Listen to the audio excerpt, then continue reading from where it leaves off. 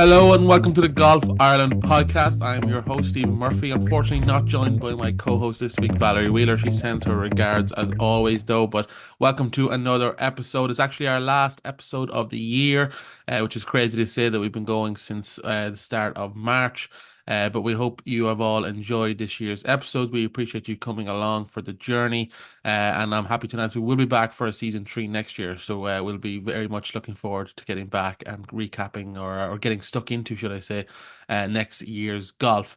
And we do have another guest this week. Our final guest this week is Fiona Scott. Fiona is the chair of the Development and Support Committee at Golf Ireland and also a board member. And Fiona joins me to talk about one of the most important, I suppose, subjects we've spoken about all year, which is the Golf Ireland Club Volunteer of the Year Awards, which will be taking place. And nominations are currently open and open until the 19th of November. So just a great conversation highlighting the importance of volunteers throughout Golf Ireland at all clubs. We all know great members at all of our clubs who go above and beyond, and it's always nice to highlight those efforts. So I'll throw over to our conversation now with Fiona, and I will see you all soon. I am now delighted to be joined by Fiona Scott. Fiona Scott is chair of the Development and Support Committee and also a Golf Ireland board member. First of all, Fiona, thank you so much for joining me today. How are you? Very well, thanks, and a pleasure. Thank you so much. We have a very important topic of conversation today, Fiona. We obviously, this podcast, we like to highlight the sort of wonderful side of the golf and the golfers and the elite. But today we're talking about probably the most important part of the backbone of Golf Ireland and golf clubs across the country, and that's the Golf Ireland Club Volunteer of the Year Awards, Yeah, which is absolutely fantastic. First of all, your thoughts on the awards themselves? They're so important, are they, towards the end of the year? they're hugely important because it recognises Gulf Island couldn't function without its volunteers, and we have many of them. And it's really important that we recognise the huge contribution that they make to golf in Ireland because so much wouldn't happen without them. And we have to recognise their importance, and that's what this is about. Absolutely. And this year, the awards have been expanded to include five categories that recognize the incredible contributions of volunteers across Ireland, from fostering inclusivity, junior development to championship sustainability and servants excellence. This year is the third year of the awards, Fiona, but there's been some changes in the categories. You want to give us a bit of backdrop into that, please? Sure, yeah, it is the third year, and because in 2022 and 2023 we just simply had one award, and it was for Volunteer of the Year, and it was won um, in 22 by Alma Morrison from Bushfoot in Northern Ireland, and last year by Mary Farrell from Edenderry in Leinster, and it recognised the contribution that they'd made. Alma for primarily around her promotion of women, and for Mary, it was around junior development. But what we felt was that it was too limited and that there were so many other areas that were very important rather than just having one award. And it also opened it up to more people because, people do various roles and they mightn't get recognized for their overall contribution because it's a single kind of thing. So whether it's disability and inclusion or sustainability or the level par, which is bringing women and girls into golf, I think, it makes it a bigger and more significant kind of thing. Definitely, yeah, it's great. And how important was that to spread the net, as you say, instead of having it narrow? Have you seen that? Have you seen the benefit of that already with terms of Yeah, nominations? we're getting many more entries because and I mean they're coming in, but because it's expanded it means that you're not just limiting it to one person in one club, and it can be from anywhere in golf. Yeah, we all know members who go above and beyond in every club. Absolutely. Can you talk to us about the term volunteer? What does that actually look like in terms of week in week out when it comes to Golf Ireland activities? Well, you have at your base level, you have not base level, but you have volunteers in clubs who obviously run golf clubs. But then from a Golf Island perspective, it's ginormous. So you have volunteers, obviously people on the board of volunteers, people on the regional committees, in addition to the employees are volunteers. And then you have referees who run who are responsible for all the tournaments, people that help at those tournaments. So help in terms of marshalling, scoring for people, a huge amount of volunteers. I mean, I'm a member in Dunleary. We were lucky enough to run the Senior Cup and Senior Foursomes finals the year before last year. And I think there were 120 people members in Dunleary participating in the running of that competition. So, if you think about that multiplied out across all the competitions, it's an enormous number and it couldn't function without them. Yeah, I've been lucky to attend a couple of events this year and last year, and they all go so swimmingly. But from the outside, you just think that's like a normal thing. But then when you actually Yeah, get into the nitty gritty, it's so involved. There's so much preparation that goes into these events. absolutely. Absolutely. And the regional executives who do, it's almost for some of them a full time role, but yet it's a volunteer role. And, that you can't pay high enough tribute to all of them. It sounds to me, and maybe you can correct me if I'm wrong here, but it just seems like people have such great pride when it comes to their clubs and obviously this game that we devote so much time towards, Yes. and a game that drives us all mental at times. But Yes. is that what you see? Do you see this great pride across these volunteers? Absolutely. I think otherwise they wouldn't do it. And I think, we want to make golf an enjoyable experience to everyone and to widen its appeal, and bring in golfers that aren't kind of haven't normally thought about playing the game, whether that be in the disability area or in the inclusion area. I think it needs to become a more diverse sport and it needs to bring in more people. And is the aim with these awards to help progress that? Yes, yes, very definitely.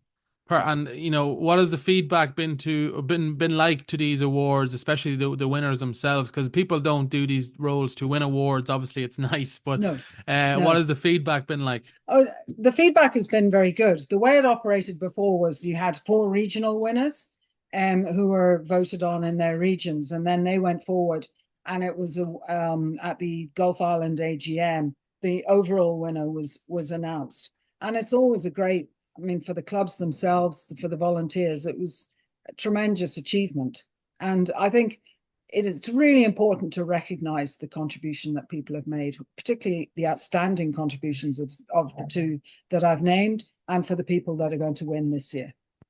Let's dig into the categories a little bit. Obviously, junior Sure. development, that speaks for itself in a way. We all know that getting younger people and younger kids into golf is Yeah. the backbone of clubs in years and years Yes. to come. Yeah, can you talk to a little bit about the importance and your opinion on that category itself? Well, to be honest, without juniors coming into the game, it's not going to exist in 20 years' time. And I think all clubs should make every effort to bring in juniors and to encourage them to play. They are the lifeblood of the game, and it just dies without it. And I think it's wonderful to see some of the competitions and the amount of work that the junior development team put into making it a great experience for all levels of junior golfers, from the very best to beginners. Absolutely, and the level power and the disability and inclusion section. Obviously, we have made strides in this country in the last couple of years with that, but it's important to keep the foot down on the pedal, as they say. Absolutely. Can you Could talk to us a not little be about more those important. two categories? Well, yeah, I mean, disability and inclusion is so important. We're providing opportunities and bringing it, I suppose, uh, people that haven't been included in kind of the general mainstream of golf. We're bringing it forward and saying, it's open and available for everybody, and everybody can play it. And it's important that that message gets out there. Sustainability is a really interesting one because of obviously the getting greener is a global trend, and in a sport that is so obviously you're out in nature, but there is also a lot of areas that go into it that might not be as sustainable as we would have maybe thought a couple of years ago. Can you talk to us a little bit about that and how golf clubs are gunning towards that kind of greener future? Yeah, well, I mean, Gulf Island has a sustainability manager, and she's doing a lot of work with the clubs around developing sustainability, both from an environmental perspective, but also from an economic perspective. And, because ultimately a golf club is a business and it has to at least break even, in order to sustain itself. So there are economic benefits to introducing greener energy, solar panels, etc. But also, if you think about it, 18 holes on a golf course is a huge kind of environment for all sorts of things in nature, whether it be birds or animals. And there are ways and different ways of managing courses so that they become more nature and environmentally friendly. Yeah, that category itself is probably the toughest one to excel in, because you are trying to think 20 years down the line, which is not Yes. always simple. But I feel like courses are, even the course that I've played myself, there's always lovely nature areas where the grass is untouched, and it's very important for wildlife, isn't it?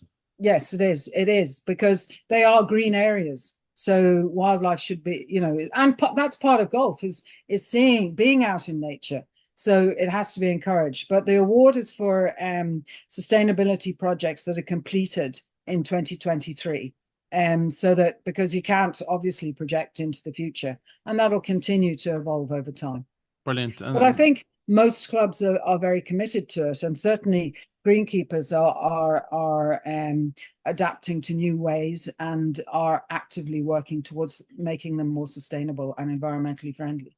Yeah, I think as you say, it's a win-win. It's a win for the Yeah, environment, and as the golfers, we do enjoy being out in nature. It's an added absolutely. benefit It's to the great. to the playing. Nothing better. Exactly. The final category is excellence in service. I think every club could nominate five or six people for this award, because we all know people. Absolutely.